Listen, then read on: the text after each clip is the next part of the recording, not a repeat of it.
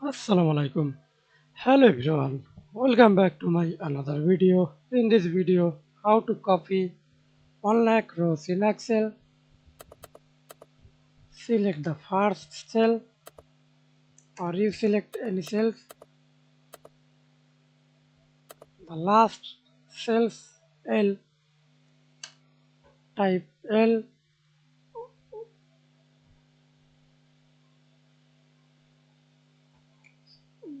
write 1 lakh, hold shift, press enter.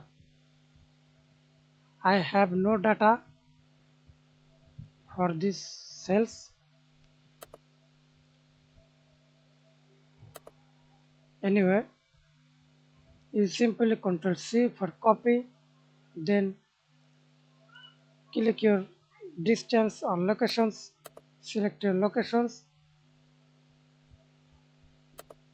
or another sheet, Ctrl B or paste.